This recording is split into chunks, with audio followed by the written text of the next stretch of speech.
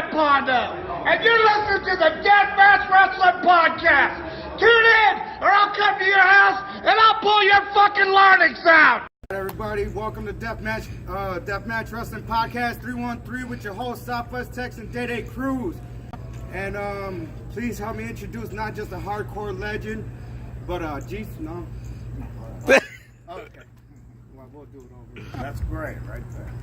Go ahead. The GCW Hall of Famer and a hardcore author, the man you can't stop, Man Pondo. What's up, everybody? How you guys doing? How's it going tonight? Thank you for the interview. Thank you for the time, man.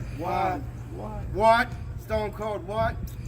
So, man, your book is out.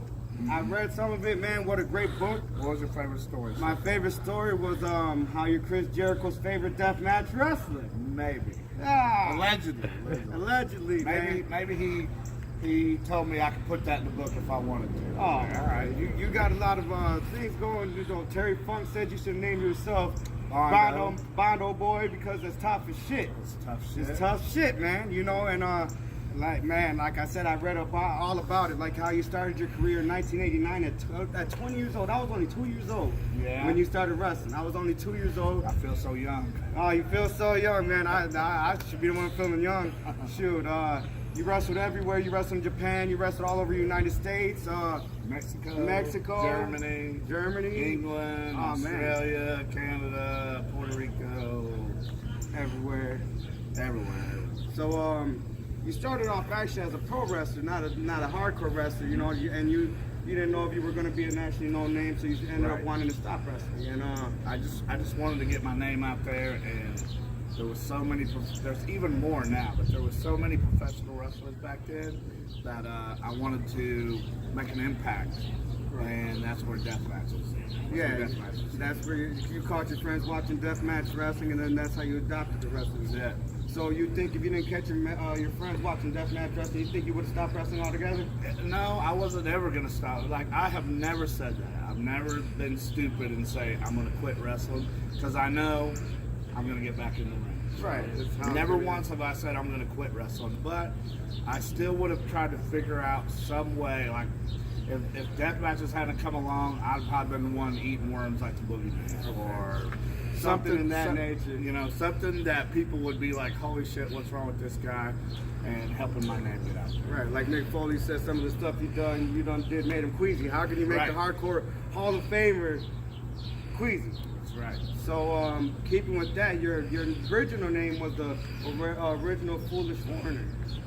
Stupid Foreigner, yeah. Stupid Foreigner. Yeah. Right. So you think, you know what I'm saying, you got the main Man Pondo from a joke with Abdul the Butcher, and then characters from movie called Party. Right, yeah. So you think that if you didn't change your name, do you think that would have made an impact as the name Original Foreigner? No. From the beginning, I was Man Pondo. Baka Gaijin came later. So, Baka Gaijin, it does mean stupid foreigner. I had a Japanese wife, and I spent a lot of time in Japan. And I don't know. I like to make jokes. I like to pick on people. And my wife's friends kept calling me Baka Gaijin. So finally, I asked my wife. I'm like, "What is that?" And she said it's a name that was created during the war. Right. Like it's supposed to be very offensive. And I'm like, "Really?" And she's like, "Yeah, it's kind of like." So offensive here, it's like calling, you know, racist stuff back home. And I'm like, Tony, there's our tag team name right there. So that's how Baka Gaijin became our tag team. Okay, nice. So I mean, you keeping up with that, you was originally trained by Mr. Chapman. Bud Chapman. Yeah. Is he still rest in peace. Oh, he's resting in peace. I was gonna say, how big was he influential in your wrestling career? Well, actually, there was another guy, Terry Ring, who he was one of the hillbillies who more or less took me to Bud's school, and then he's the one who started wrestling. Started me out in wrestling, and then not Terry Ring. Oh man, anyway, there was two hillbillies, Terry and Terry, but Bud, you know, it was his company, and it was pretty basic. You know, they would teach you the basics, but I wanted to go farther. I wanted to learn more, so I just left there and I started working for Bill Dundee at his furniture store. he had wrestling shows there. I worked with Chris Champion, and then Central City, Kentucky, and then I found Ian, and then everything took off from there right after I met Ian. Okay. And after all this, all of your wrestling style and all the publicity you had, you ended up going into the TV screen, and not just into the TV screen, but the movie screen. You went on to go on to Jerry Springer. You ended up not just being a host, but you ended up being hired to help get hosts to get onto the show. Yep. I was making a pretty good check out of them guys.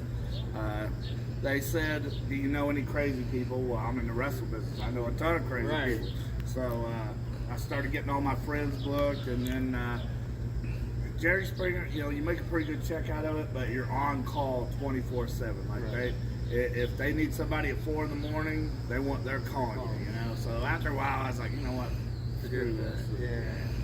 All right, and then your movie, you was what was it? The Maniac. 2001 Maniacs, and then you were what was your part? The blacksmith. Yeah, you were the blacksmith. Two guys was filming the JCW matches, Roy Canarum and Pat Tanatello, and they asked me, they said, "Do you want to be in a horror movie?" And I was like, "Well, hell yeah, Why not?" So then they told me where to be, and I showed up, and next thing I know, Robert Englund's in the movie. I was like, "Are you shitting Freddy me?" Krueger, right? So for a first movie, there's worse. Right. I could have been in Hereditary. That's a piece of shit. Right. But the thing about that was before wrestling, and still to this day, I'm a bigger horror movie fan than I'm a wrestling fan or any of that other shit. So to be on the front cover of a movie with Robert Englund right here and me right here, that's a dream come true. Right. You were basically the first non-WWE or non-big organization wrestler to do these kind of things. Be on the TV screen and the movie screen. That's pretty cool. I'll take it. This guy said it. I'll take it too. I've known it. You did it before The Rock. You did it before The Rock. I'll take that too. And I'm a big Rock fan. I've been a big Rock Dwayne, fan. this guy said that. I've been a big Rock. Dwayne, whatever you want to call yourself. I've been your fan since 1997, and I'll tell you, man, he's done it before you. So keeping on that, my friend actually said he was in high school when he seen you in 1997 in Detroit at St. Andrews Hall in Stranglemania. I remember that. Stranglemania Live. That was the very first time that I worked for ICP. Okay, yeah. He's like, ask him about it. I was like, yeah, I'll tell him, Yeah. But yeah, it was pretty cool. It was supposed to be my wife at the time, Lady Vendetta versus Angel in Thumbtacks. Lady Vendetta, something happened where she couldn't make it. So I wrestled Angel in Thumbtacks, and then went on to the main event. Oh, not the main event, but went on to the semi-main event, which was Ox Harley, Ian Rotten, and me, and they just destroyed me the whole time. And here I am today. Yeah, you're still ticking, you're still going. Still going. Keeping on the ticket. Just got done with my 20th gathering of the Juggalos. I've been to all 20. Wow. Nice. And it was JCW versus ECW. It was Isaiah, Weedman, and me versus the ECW guys, Sandman, Sabu, and Shane Douglas. And JCW came out on top. All right. Talking about all that, Look at them look at them hooligans. Who them hooligans? Look at Couple that. hooligans. Couple of hooligans. Got the hooligans tonight too. But last question is, like I said, you wrestled all around the world. You won championships everywhere. You met a lot of people, Vanilla Ice, everybody from everywhere. You're 50 years old. You're a Hall of Famer. You have a Horror Slam Deathmatch Championship tonight. I do. Out of my last question, I got a two-parter. All right. What do you think about your match tonight? What do you think about your opponent, Dirty Boy, White Boy Chuck Stein? Well, me and Chuck wrestled the last time I was here, and it was pretty competitive. Everybody wrote me back home telling me, once I got home, everybody wrote me and said how good that match was. Well, I'm not planning on slacking tonight. I'm 50, but I still got that retardation in me, so I'm still gonna mutilate my body for the entertainment of others, and we'll see how it goes at the end. Okay, letting that go. You're 50 years old, like you said. Nobody can stop Man Pondo. When does Pondo stop Pondo at 50 years old? I have said this many times, and I mean it. Like, I'm gonna quit doing death matches when death matches quit doing me. So we'll have to wait and see. We'll have to wait and see when I stop.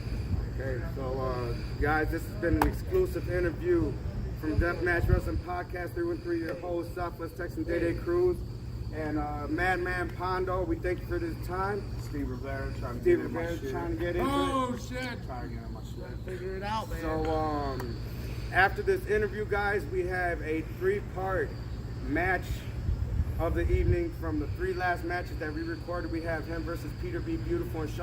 The last championship match he got with Dirty White Boy Chuck Stein, and then tonight we'll have that other championship match. So take a look and like, share, and subscribe. We love you guys. Check out Girl Fight Wrestling. Go ahead. No, that's it.